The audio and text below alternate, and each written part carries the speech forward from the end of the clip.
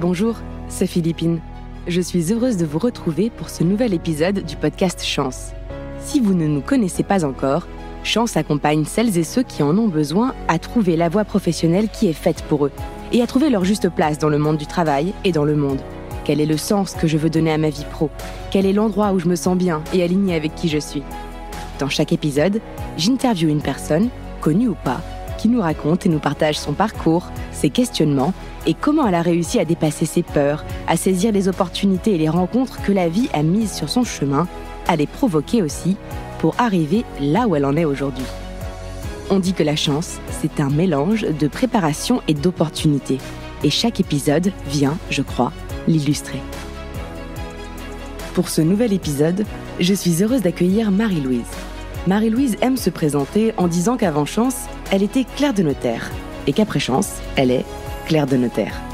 Comme quoi, on peut tout changer sans tout changer. J'aime ces histoires qui nous sortent des injonctions de la reconversion à 180. Vous savez, ces fameuses chèvres dans le Larzac. L'alignement et l'épanouissement se cachent parfois dans des ajustements moins flamboyants, mais tellement puissants.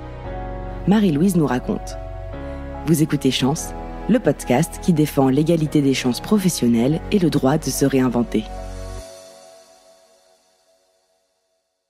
Bonjour Marie-Louise et merci beaucoup d'avoir accepté notre invitation. Bonjour Philippine, merci, ravie d'être avec toi. Eh bien, c'est partagé. Et je vais commencer par une question très simple. D'où viens-tu ? Quel est ton parcours ? Alors moi, je viens de Clermont-Ferrand, enfin d'à côté de Clermont-Ferrand. J'y vis depuis une vingtaine d'années. Je suis originaire de la région parisienne, mais d'Auvergne et de région parisienne. Mais voilà, je suis revenue en Auvergne il y a 20 ans.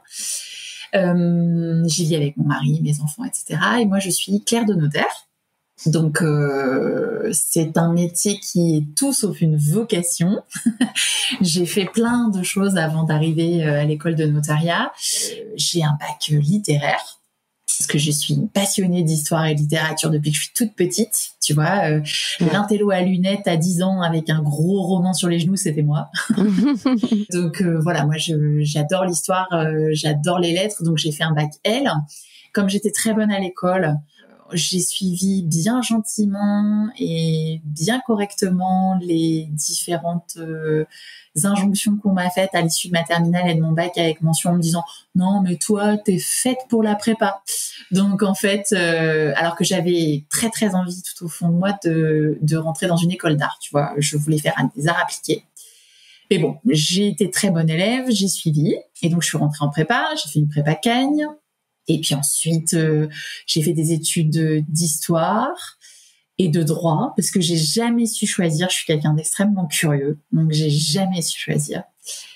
Et puis j'ai eu mon fils il y a 16 ans, bientôt 17. C'est terrible de dire ça, mais voilà. Et à ce moment-là, ça m'a permis de me poser une première fois pour me dire bon, c'est bien mignon, t'as ta licence d'histoire, t'as ton doc de droit, t'as fait vachement de théorie jusqu'à présent, c'est chouette, mais qu'est-ce que tu veux vraiment faire dans ta vie ? Et donc du coup, je me suis dit, à partir de ce moment-là, j'ai plus envie de théorie, j'ai envie de concret. Et pour aller dans le concret, du coup, j'ai essayé de regarder un petit peu ce qui pourrait coller. Et en droit, on m'avait parlé du notariat. Et du coup, je me suis dit, tiens, ça a l'air pas mal. J'avais 24 ans, mais je me suis dit, wouf, allez, je la retente du début. Et je suis rentrée à l'école de notariat avec j'allais dire des gamins, mais c'est vrai, des bacheliers de 18 ans, tu vois, autour de moi. On était 2 à avoir des enfants et à avoir plus de 20 ans. C'était un peu déroutant, mais je me suis accrochée, j'ai tenu et j'ai passé donc mon diplôme, je l'ai eu. Et depuis, j'ai la chance de travailler dans des études sans que ça s'arrête. Voilà, ça fait plus de 10 ans aujourd'hui que je suis clerc de notaire. J'ai eu la chance qu'on me fasse confiance, donc je suis montée dans les échelons. J'ai aujourd'hui un poste que j'adore parce que je fais plein de choses différentes. Mais il y a eu un moment dans ma vie où je me suis posé la question de tout envoyer valdinguer. Et à ce moment-là, j'ai trouvé chance. Donc voilà. Merci beaucoup. Avant de parler de ça, et on va le faire évidemment, si tu te revoyais toi, post-bac, qui a choisi à ce moment, si le mot choix est le bon, je suis pas sûre, mais en tout cas qui a suivi des injonctions, comme tu le dis, bien gentiment, de faire prépa, tu voudrais lui dire quelque chose ? Écoute-toi. écoute-toi. En fait, je dis pas que je regrette parce que j'ai fait plein de choses qui m'ont plu et je serais pas en train de faire ce que je fais aujourd'hui si j'avais pas vécu tout ce que j'ai vécu à ce moment-là. Mais honnêtement, j'avais 17 ans, j'avais 1 an d'avance en plus. Je lui crierais, je lui hurlerais, écoute-toi. Et c'est pas grave si tu plantes, recommence, t'as 1 an d'avance, vas-y quoi. Si t'as envie de faire l'école, appliquer, lance-toi. En fait, j'avais plein d'a priori. Déjà, j'étais très jeune. Je trouve que même, tu vois, même aujourd'hui, mon fils, il est en position de choisir son orientation. Je trouve que c'est terrible pour des ados. C'est terrible. Moi, je me trouve maintenant à 39 ans. Alors, imagine à 17, c'est l'enfer. Donc, et moi, j'ai suivi des injonctions parce que, voilà, on me disait, t'es bonne élève, vas-y, avance. Mais j'avais envie de tout sauf de faire le parcours de bonne élève, en fait. Moi, je voulais dessiner, je voulais inventer de la déco. Enfin, bref, j'avais plein d'envies. Et donc, vraiment, ce serait écoute-toi. Même si tu te plantes, c'est pas grave. Mais ça, c'est une grande leçon qu'on apprend que bien plus tard. Mais c'est fort dommage. Fort dommage. Et justement, cette leçon, comme tu dis, de écoute-toi, est-ce qu'aujourd'hui, dans ta situation actuelle, tu dirais que tu la suis? Oui. Aujourd'hui, oui. Mais tu vois, aujourd'hui, oui. Mais il m'a fallu un sacré paquet de déclics, des portes bien moches prises dans la tête et une remise en question, alors qui est passée voilà, par un bilan de compétences, mais pour pouvoir me dire aujourd'hui... tout va bien, si j'ai envie de faire un truc, je le fais.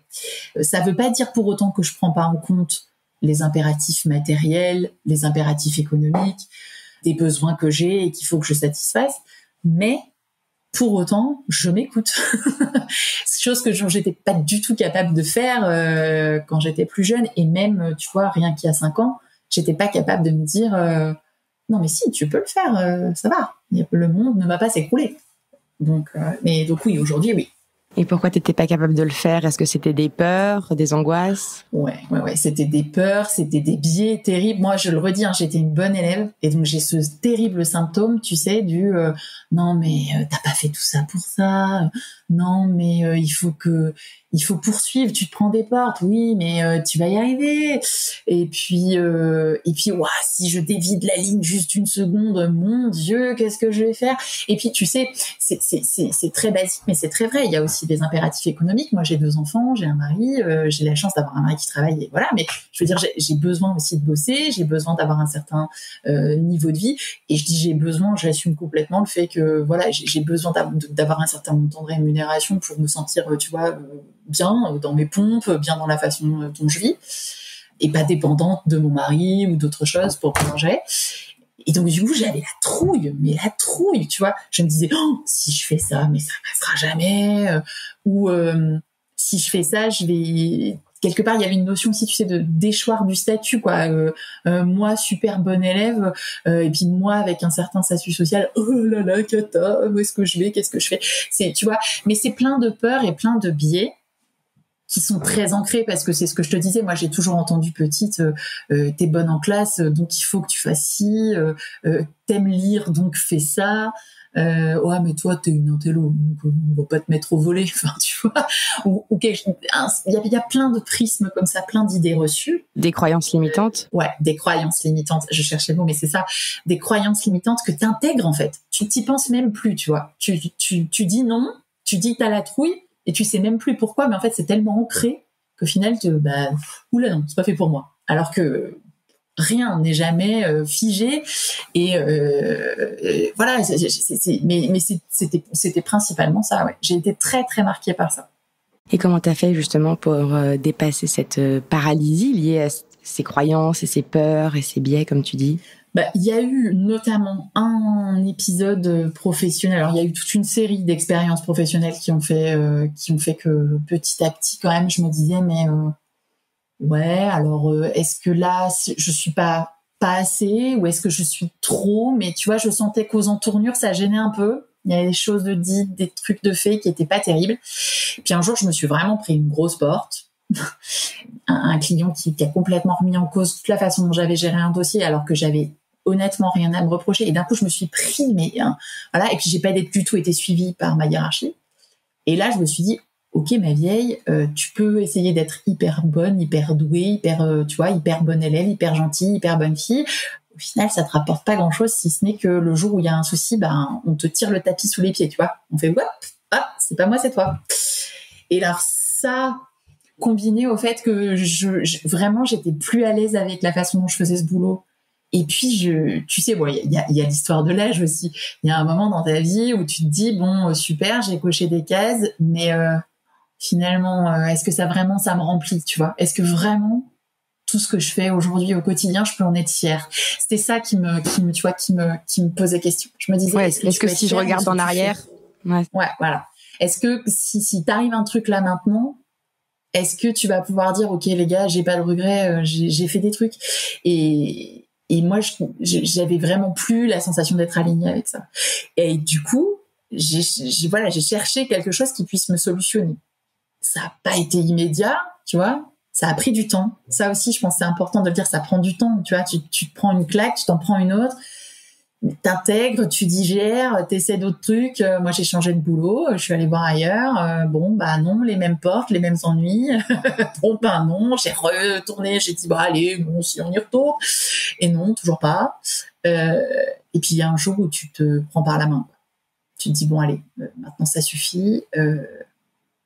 Tu t'es pris suffisamment de portes. Après tout, qu'est-ce que tu perds à faire un point? Ne serait-ce que ça. Qu'est-ce que tu perds à te poser et à faire, allez, réfléchis. Qu'est-ce que tu fais? Qu'est-ce que tu veux? Voilà. Et moi, j'étais vraiment partie pour me dire, en fait, le notariat, j'en veux plus du tout. Donc, je veux faire autre chose. Et c'est ça qui est drôle, parce que finalement, c'est pas ce que j'ai fait. Mais au départ, c'était ça. C'était, non, allez, ça suffit. Dites-moi que je ne dois plus faire ça.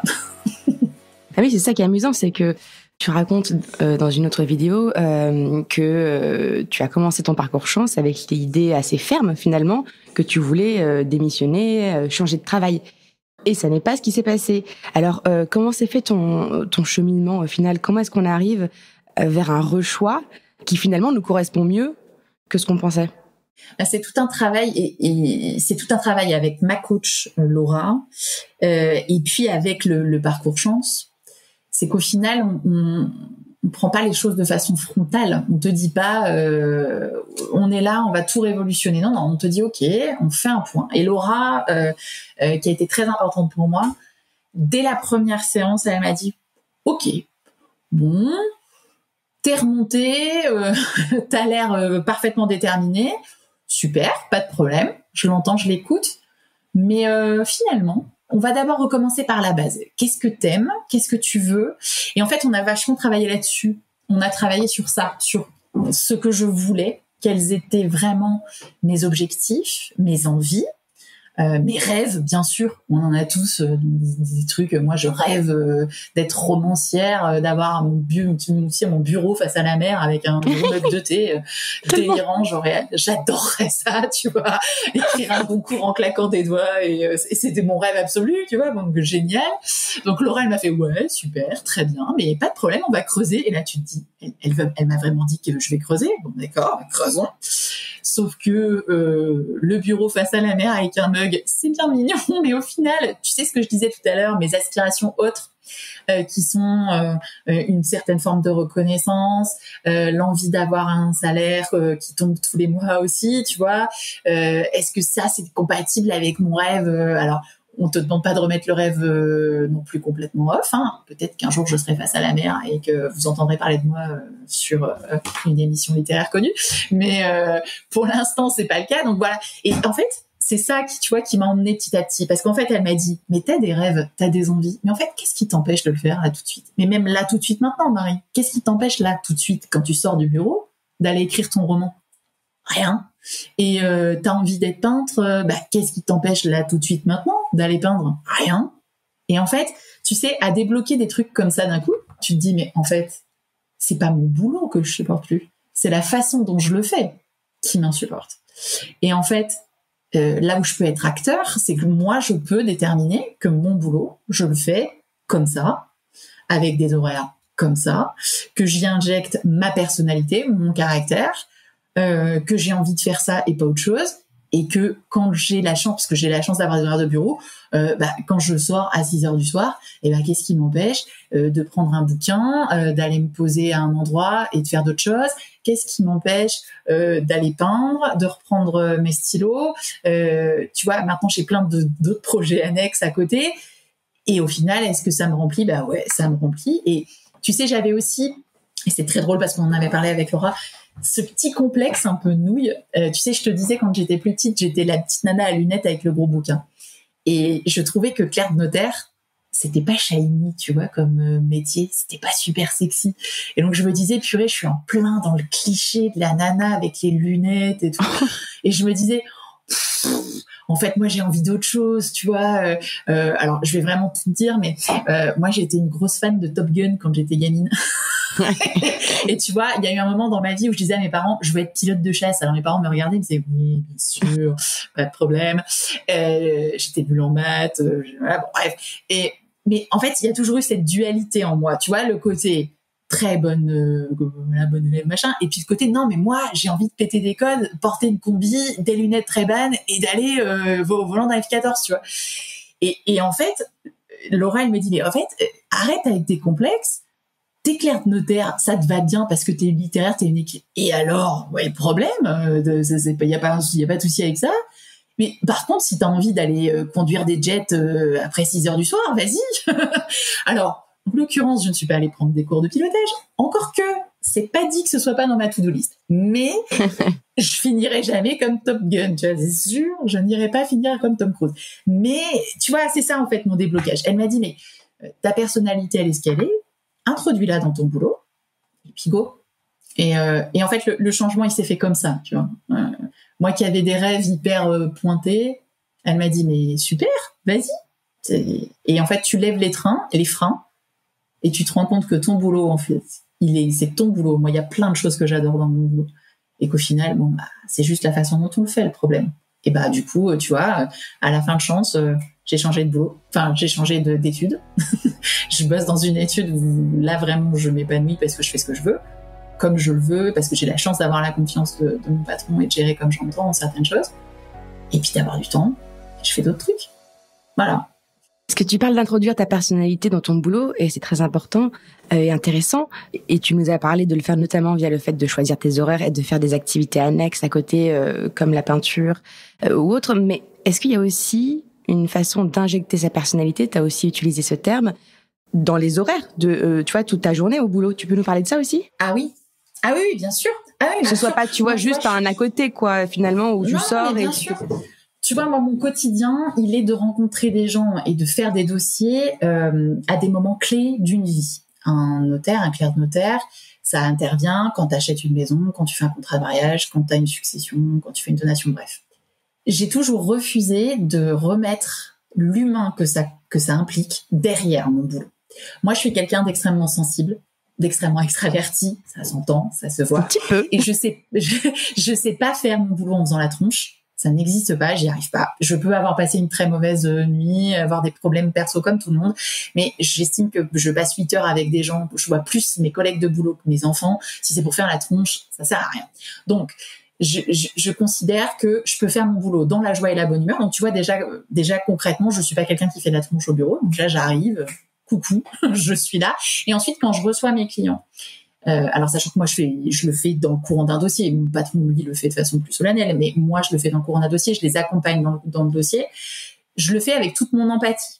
Tu vois, je me cache pas derrière un truc très administratif, non.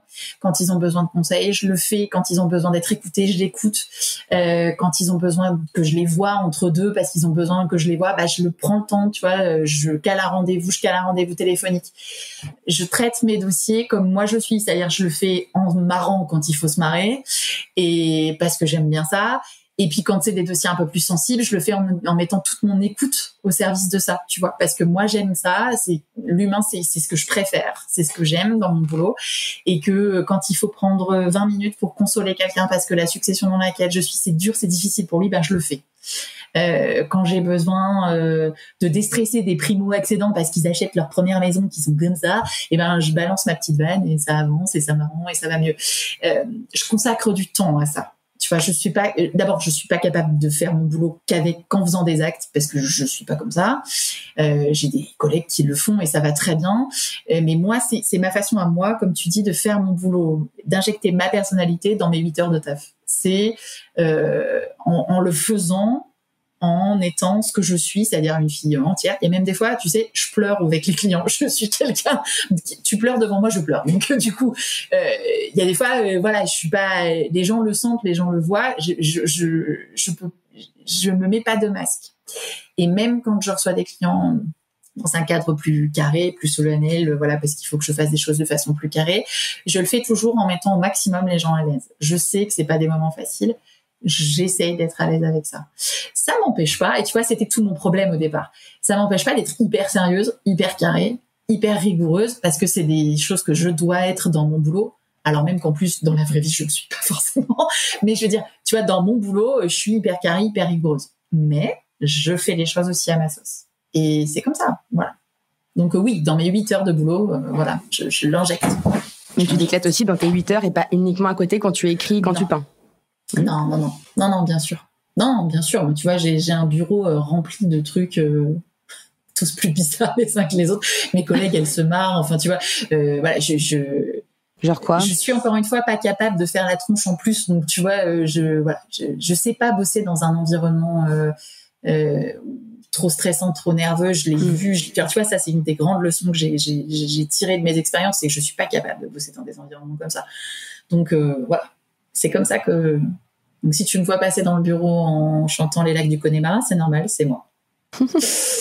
Oui, sauf que dans ton expérience d'avant, tu parlais de portes, de déclics, que ça n'allait pas, à tel point que tu as pensé démissionner.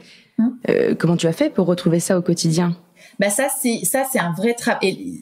Alors, ça, c'est chance dans le sens où, outre le fait que tu travailles le pro, parce que c'est un bilan de compétences, donc tu travailles a priori ce que tu veux dans la sphère professionnelle. Outre ça, ça t'amène forcément à te questionner sur les effets perso, tu vois, de tout ça.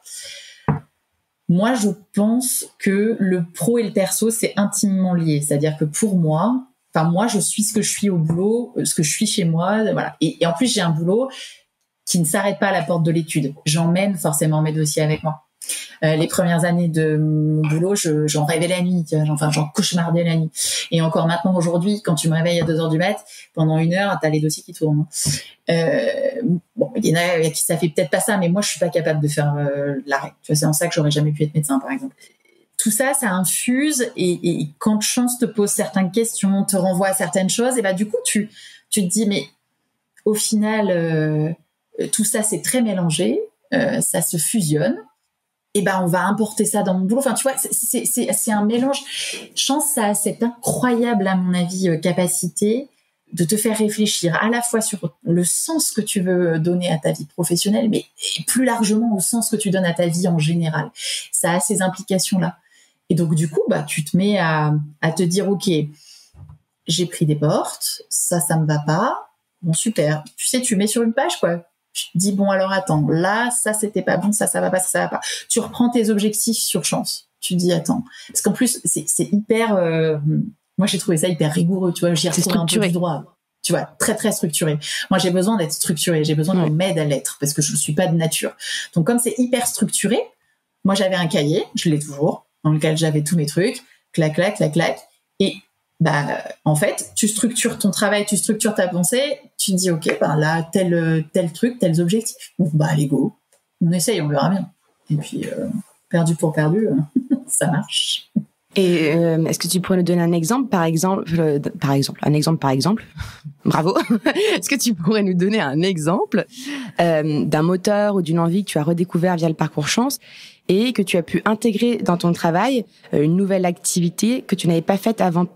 Oh que oui, j'en ai un même, tu vois, tout de suite. Moi, j'avais dans mes moteurs transmettre. C'était quelque chose qui revenait tout le temps. Et c'est vrai que c'est quelque chose qui me parle beaucoup. Moi, j'adore discuter avec les gens et surtout, j'aime être capable de redonner ce qu'on m'a donné, d'apprendre et de faire apprendre. J'ai cette capacité-là.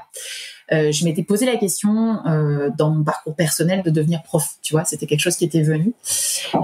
Et donc du coup, ce moteur-là, il apparaissait en gros clignotant, jaune fluo, transmettre. Et très concrètement, tu vois, j'ai des stagiaires souvent dans mon boulot. Et généralement, c'est à moi qu'on les file. Parce que très vite, on a compris que moi, j'adorais faire ça. Donc, je les saoule, les pauvres stagiaires. Tu vois, j'en ai de troisième jusqu'en seconde, jusqu'en BTS, jusqu'en notaire assistant. Les pauvres, ils hallucinent quand ils me voient. Mais j'adore ça. Et ben, j'ai eu l'opportunité, il y a 6 mois, d'aller faire passer des jurys dans mon ancienne école, à l'école de notariat. Parce que justement, ce moteur-là, tu vois, ça restait sous-jacent, etc. Et j'avais notamment, à la suite de Chance, pris la responsabilité d'une stagiaire ici à l'étude. Mais de façon beaucoup plus importante que ce que j'aurais pu faire jusqu'à présent. Et puis, tu vois, de fil en aiguille, je suis allée donc passer ces jurys. Et là, très concrètement, dans 15 jours, j'attaque un cours à l'école de notariat. Je suis devenir prof. Donc, c'est extraordinaire. Ouais. Donc, tu vois, une fois tous les 15 jours, je vais aller donner des cours à l'école de notariat. Et pour la blague, quand on m'a demandé, quand on m'a proposé ce poste, on m'a dit, qu'est-ce que tu veux enseigner? Et j'ai dit, tout sauf du droit. Et ils m'ont dit, OK, on a un cours de culture de culture générale, est-ce que tu veux le faire? Banco. Et du coup, une fois tous les 15 jours à l'école de notariat, je vais aller donner des cours de culture générale. C'est génial. Bah, comme quoi, ouais. Et tu vois, on est fou. Tu tires un tiroir, tu tires un truc. Et en fait, tu t'ouvres. Rien que de le mettre sur le papier, tu vois, rien que de voir ressortir ce moteur-là. De me dire, OK, il y a un moment dans Chance où tu dois classer tes moteurs. Et je l'avais mis en premier. Mais rien que de le mettre en premier, tu sais, je trouve que d'un coup, ça t'initie un mouvement. Dans ton cerveau, il y a un truc qui se passe, qui se dit, OK, en fait, j'aime ça, c'est mon truc. Et je pense qu'il y a quelque chose de positif qui s'ouvre et il y a des signaux qui s'allument. Et à partir de ce moment-là, t'es dans une démarche proactive. Du coup, tu vois, j'ai accepté cette stagiaire et de fil en aiguille, et maintenant, je me retrouve à donner des cours, tu vois. Donc c'est dingo. Et j'adore ça. Là, je flippe aussi, mais j'adore ça. C'est un truc. Je suis hyper contente de le faire. Donc voilà. On est ravis pour toi. Mais oui, c'est un principe qu'on a, en tout cas, posé avec le coach et expert en PNL Robert Dilts. Le fait de sélectionner et hiérarchiser un certain nombre minimum de moteurs. Tu peux en avoir identifié 10, mais finalement, d'en identifier 5 et de les hiérarchiser, ça permet justement ce travail de focaliser et d'exprimer ceux qui ont le plus de sens pour soi. Donc, c'est super chouette de le voir illustré par ton histoire. Et donc, t'as commencé ou pas encore? Non, je commence dans 15 jours. D'accord, donc 15 jours. Et donc, tu disais, t'as un peu peur. Et comment tu fais pour affronter cette peur? C'est quoi? Tu passes à l'action, tu commences à préparer, tu rencontres des profs, tu fais quoi? Alors moi, je suis une Miss Urgence. C'est-à-dire que je ne travaille que dans l'urge. Donc, tu vois, il y a une semaine, j'ai fait « Alors, qu'est-ce qu'on va faire ?» Ça fait un moment que je sais, j'ai un thème libre sur lequel je peux travailler. C'est super parce qu'on me fait vraiment confiance, donc on me dit « Ok, tu fais ce que tu veux. » Et alors, j'ai un cadre particulier, mais je travaille sur ce que je veux. Et donc, c'est très drôle parce que j'ai choisi de les faire travailler sur le thème du travail, justement. Donc ça me fait bien rire, mais du coup, alors j'ai pris 2-3 jalons, tu vois. Alors j'ai infusé un peu, je sais un peu ce que je vais leur faire, mais pour l'instant, j'ai pas monté mes séances, tu vois.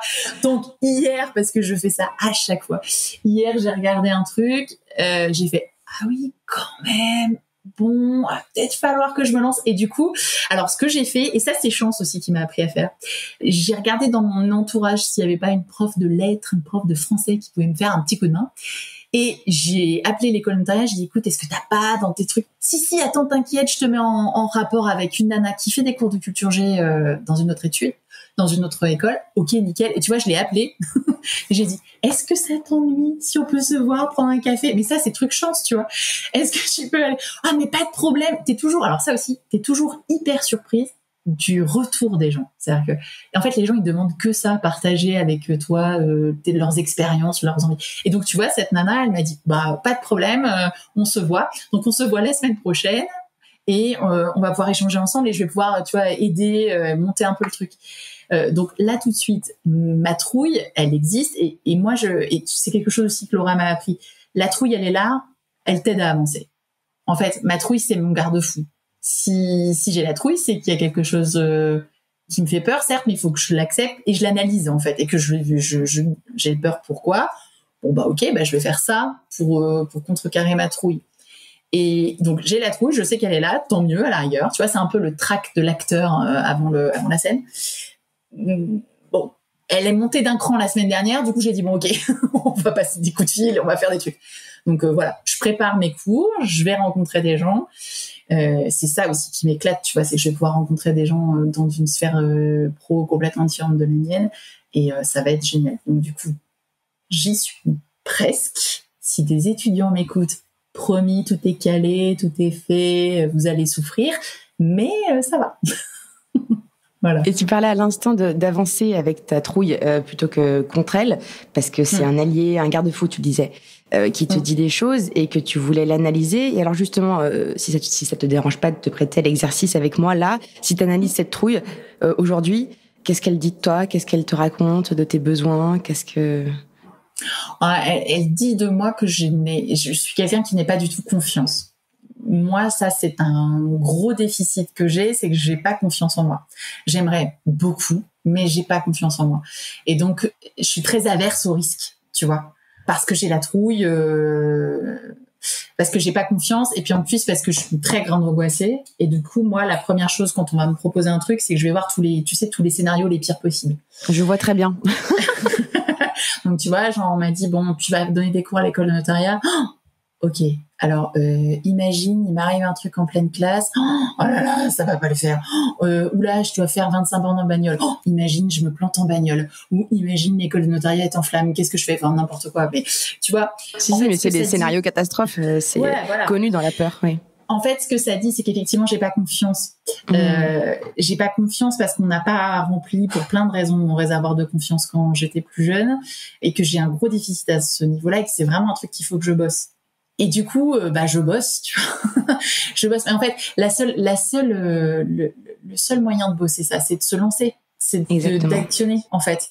Et en fait, une fois que t'as fait ça une fois, alors t'y vas, t'es mort de trouille, tu meurs. Mais une fois que t'as compris que l'action, c'est un super bon remède, du coup, alors j'y vais. Alors, j'ai un petit laps de temps quand même. Je travaille ma trouille, je la bosse bien pendant 2-3 jours. Et puis après, il y a un moment, je me dis, non, saute. Allez hop, go. Et tu vois, je l'ai fait pour mes projets annexes. Tu vois, alors j'adore écrire depuis des années. J'écris depuis que je suis gamine. Depuis que je sais écrire, il y a des cahiers partout de moi. Jamais personne n'avait lu quoi que ce soit de ce que j'avais écrit. Même mon mari n'a jamais lu une de mes lignes. Mais pourtant, j'ai commencé 25 romans, j'ai écrit 2 millions de nouvelles, j'ai barbouillé des millions de journaux intimes. Et Laura m'avait dit, mais en fait, go, c'est quoi une de tes plus grosses trouilles là? Moi, c'est qu'on me lise, t'imagines? Non, j'imagine bien. Moi, je veux lire. Ah, t'es sûre? Ouais, si, fais-moi lire un truc. Mais pas envie. Et puis, mais tu voudrais pas faire une newsletter? Oh, si, j'en ai hyper envie depuis des années. Vas-y, lance-toi. Et tu vois, alors, j'ai tergiversé 25 ans, mais en janvier, j'ai lancé une newsletter. Et depuis janvier, tous les 15 jours, j'envoie une newsletter. Alors, au début, j'avoue, à mes 25 meilleurs potes, tu vois. Oui. Mais rien que ça. Mais tu m'aurais vu la première fois que j'ai lancé le truc, j'ai appuyé sur le bouton, ça aurait dû être filmé. J'étais morte de trouille. J'en aurais pleuré, tu vois. Catastrophe. Mais en fait, la seule chose qui m'a permis de la dépasser, cette trouille, c'est de me lancer. J'ai appuyé sur ce bouton et depuis tous les 15 jours, c'est quasiment devenu un truc. Mais je suis addict. Hein. Si je la sors pas, il y a un problème. D'ailleurs, il y a pas de si je la sors pas. Je la sors, quoi qu'il se passe. Mais j'adore ça. Et tu vois, ce premier pas-là, il m'a fait dire non mais attends. En fait, action. T'as la trouille, vas-y, go. Et j'adorerais avoir un podcast. Et donc, du coup, tu vois, je me suis dit récemment, allez, je fais un essai de voix. Alors, avec mon pareil, un truc à filmer, ça aurait été génial. J'étais avec mon portable, la couette sous la tête. Bon. Je vois très bien. J'ai enregistré un truc, je l'ai balancé dans ma newsletter. Ils ont trouvé ça chouette. Résultat, tu vois, je pense que je vais mettre en place ça une fois par mois. Je vais lancer un petit podcast histoire de rigoler. Donc, c'est génial, félicitations. Ouais, mais en fait, il suffit d'y aller, en fait. Et il suffit de faire encore une fois un pas, puis un autre, puis un autre. J'ai coutume de dire qu'un jour, je rigole avec ça, mais c'est vrai, un jour, j'interviewerai Oprah Winfrey. Et un jour, j'aurai Oprah Winfrey sur un podcast. Tout le monde se marre quand je dis ça. Évidemment, même moi, j'y crois qu'à moitié. Mais après tout, qu'est-ce qui m'empêcherait de le faire? Et donc, du coup, la première chose pour avoir Oprah Winfrey sur un podcast, c'est d'avoir un podcast. Donc, allez, go. Tu vois? Et je me dis, pourquoi pas sur un malentendu? Ça peut toujours fonctionner. Et l'autre jour, je l'ai interpellée sur LinkedIn, j'attends encore. Oprah, si tu m'écoutes. Après, tu connais la théorie des 6 degrés de séparation. D'ailleurs, on en parle dans le parcours chance, donc tu as dû le lire, mais c'est qu'on est tous à 6 degrés de quelqu'un. Et avec les réseaux sociaux, a priori, c'est même un peu moins aujourd'hui, je pense. Donc, il faut aussi trouver les bonnes connexions. Mais en tout cas, on te le souhaite. Et le jour où tu l'interviews, tu nous l'envoies. Et comment on écoutera. Mais c'est vrai que c'est important parce que ce que tu dis, la plupart des gens ont tendance à penser, et enfin, il y a aucun jugement dans ma phrase, mais que la confiance engendre l'action, alors qu'en réalité, il était prouvé que l'action engendre la confiance, et notamment via la théorie des petits pas. Tu vois, c'est pas la grosse action du siècle, mais c'est appuyer sur ce bouton. Et d'ailleurs, aujourd'hui, c'est pas qu'il y ait une obligation de résultat, mais j'espère qu'il y a une jolie success story derrière. Mais j'imagine qu'aujourd'hui, vu l'enthousiasme que tu y mets, t'as plus que tes 25 potes en lecteur, non? Ouais, j'ai plus que mes 25 potes en lecteur. Un peu plus, un peu plus. Je dois être à quoi Je dois être à une centaine de vues par newsletter. Entre 70 et 100. C'est pas mal. C'est super. Bah, attends, t'as quadruplé. Et tu parles de quoi dans ta newsletter? Alors, ma newsletter, elle s'appelle Pépite, avec 2 i. Et elle est sur Substack. Et en fait, ma newsletter, elle parle de moi. Et surtout, elle parle de mon alter ego qui est Louison. Et Louison, c'est la petite fille de 10 ans que je te décrivais tout à l'heure. C'est ses grosses lunettes et la passion des mots et la passion de l'histoire. Et donc Louison, elle essaye de percer un peu et d'être réhabilitée par la Marie-Louise d'aujourd'hui, tu vois.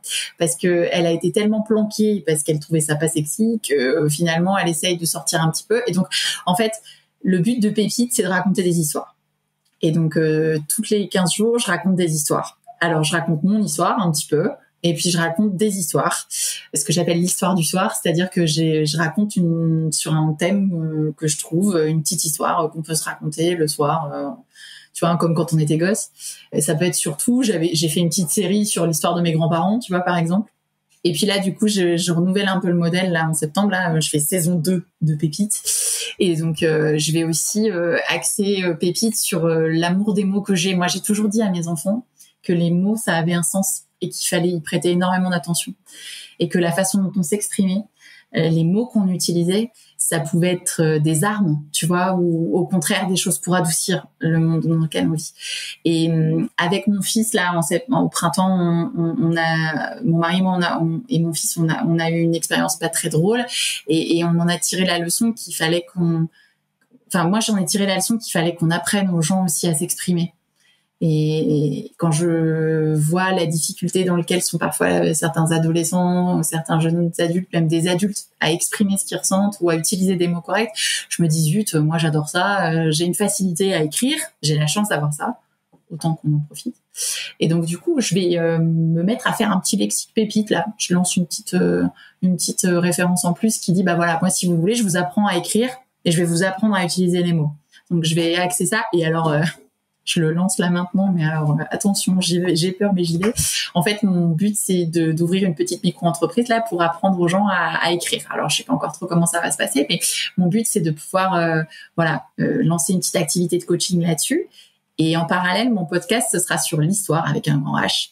Et mon truc, ça va être de décrypter tous les mois un personnage de l'histoire, mais via mon prisme, tu vois, donc pas sérieux, pas ennuyeux, pas bourrant, juste pour que vous puissiez briller en société dans vos dîners mondains, à vous la péter parce que vous connaissez la biographie de Catherine de Médicis, mieux personne. Voilà. Un peu comme dans Rentrer dans l'histoire de France Inter.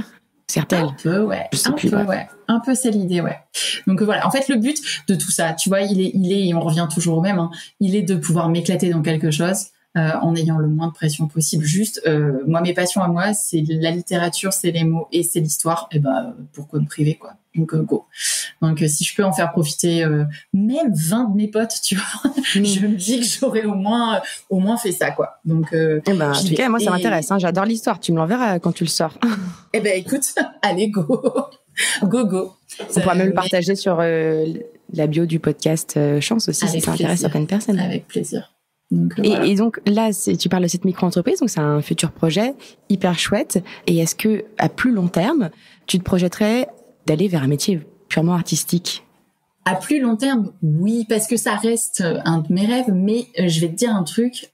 Moi, j'ai réalisé en faisant Chance que je pouvais aussi donc encore une fois, m'éclater avec des projets connexes. Donc peut-être qu'un jour, ces projets connexes prendront totalement le pas sur mon boulot actuel. Je l'exclus pas.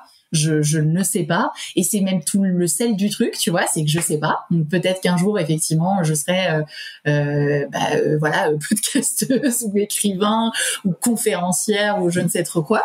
En fait, je m'interdis plus rien. Donc tu vois, je me dis peut-être que ça prendra un jour le pas sur mon boulot. Mais aujourd'hui, c'est une activité annexe. Et moi, mon boulot, j'ai aussi à cœur de le défendre, de le promouvoir, de dire que ce que je fais aujourd'hui, c'est cool, c'est chouette, ça me va. Alors, tu vois, du coup, je donne des cours à l'école de notariat. Je compte bien aussi faire passer ça à mes élèves. Et puis, agir, encore une fois, dans mon boulot pour que les choses changent aussi à l'intérieur de mon propre boulot. Parce que tu vois, clerc de notaire, oui, c'est pas shiny, oui, c'est pas sexy sur le fil, mais en fait, c'est tellement intéressant comme boulot.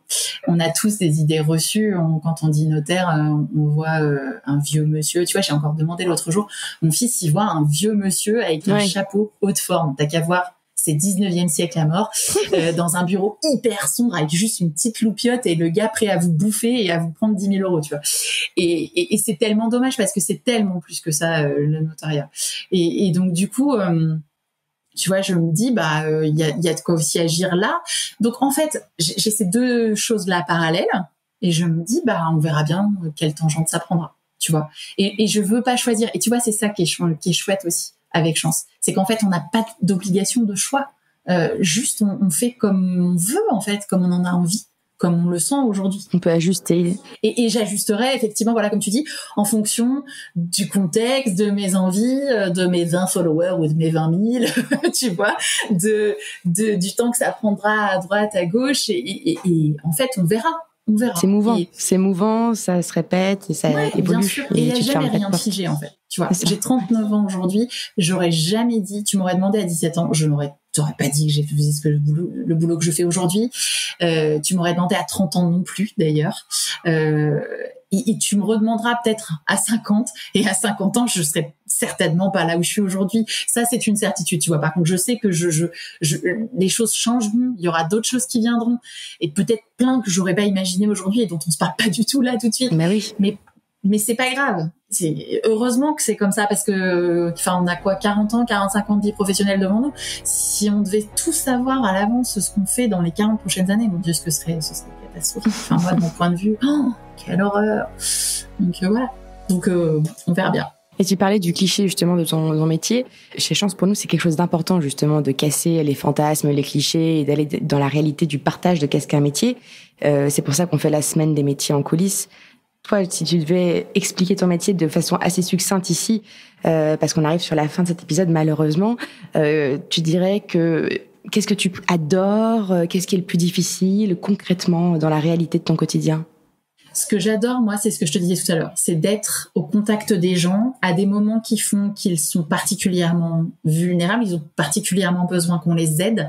Et moi, ce que j'aime dans mon métier, c'est qu'aujourd'hui, je suis là pour non seulement, alors ce que je te disais que j'aime faire, les écouter, les épauler, mais aussi leur apporter mes compétences, mon savoir-faire, mes compétences juridiques, ma rigueur, ma capacité à monter un dossier, tout ça, je la mets à leur service pour être le plus efficace possible et qu'ils puissent rendre concret leur projet. Donc, mon boulot, c'est celui-là, c'est d'être en support d'un notaire. C'est un vrai travail d'équipe, mais pour apporter mes compétences au service de leurs conditions particulières. Voilà. Donc ça, c'est mon taf, c'est mon boulot. Et c'est ce que j'aime faire. Après, l'inconvénient, c'est que c'est un boulot qui est prenant, je te l'ai dit, ça prend la tête au sens propre du terme et dans le sens où quand on y est investi, moi je suis très investie dans mon travail, on tient à cœur, donc on fait les choses et donc ça nous accompagne. C'est un boulot qui peut aussi prendre beaucoup de temps, parce que c'est un boulot qui est très chronophage, qui demande énormément de sérieux, donc qui prend du temps, dans lequel il faut s'investir.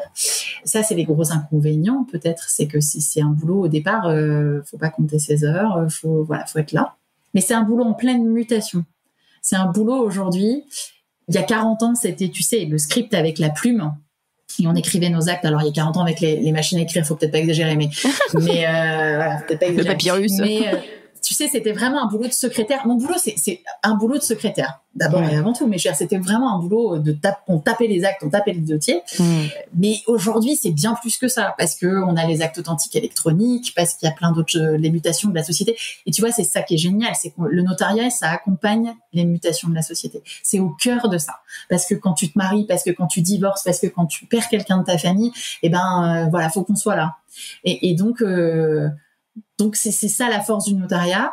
Donc oui, ça n'a pas que des avantages. Oui, bien sûr que c'est un boulot qui est parfois difficile parce qu'on est au cœur de la pression que les clients nous mettent, parce qu'on est comme toutes les professions qui sont au contact de clients. On a des objectifs, c'est compliqué parfois d'être avec les gens, mais c'est aussi hyper enrichissant.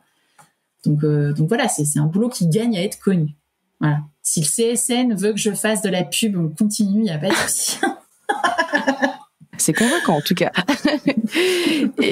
Et pour terminer, qu'est-ce que tu dirais à ceux ou celles qui font chance ou qui ne font pas chance d'ailleurs et qui se posent des questions sur leur situation professionnelle, qui cherchent leur voie ou tout simplement qui cherchent, comme toi, des ajustements dans leur travail actuel pour réinjecter leur personnalité dans leur quotidien, etc.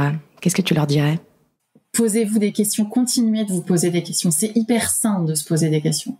Questionnez-vous vraiment. Prenez le temps, un quart d'heure, 20 minutes, pour poser sur le papier 2 secondes ce que vous voulez vraiment. Et puis après, actionnez-vous. Voilà. Faites un pas. Rien qu'un tout petit pas. Prenez un café avec quelqu'un qui fait un boulot qui vous intéresse. Posez la question à la prof de votre gamin si éventuellement elle connaît pas quelqu'un qui pourrait vous donner des infos sur tel truc. Retrouvez votre prof d'art plastique de terminale et allez lui soumettre votre dernier barbouillis. Faites un tout petit truc, rien qu'un tout petit truc. Mais allez piquer un roman dans la bibliothèque d'à côté et posez-vous 10 minutes et bouquinez. Et en fait, il suffit d'un truc, quoi. Vraiment, il suffit d'un tout petit truc. Mais posez-vous des questions, parce que c'est hyper sain. Et voilà, accrochez-vous à ça et avancez.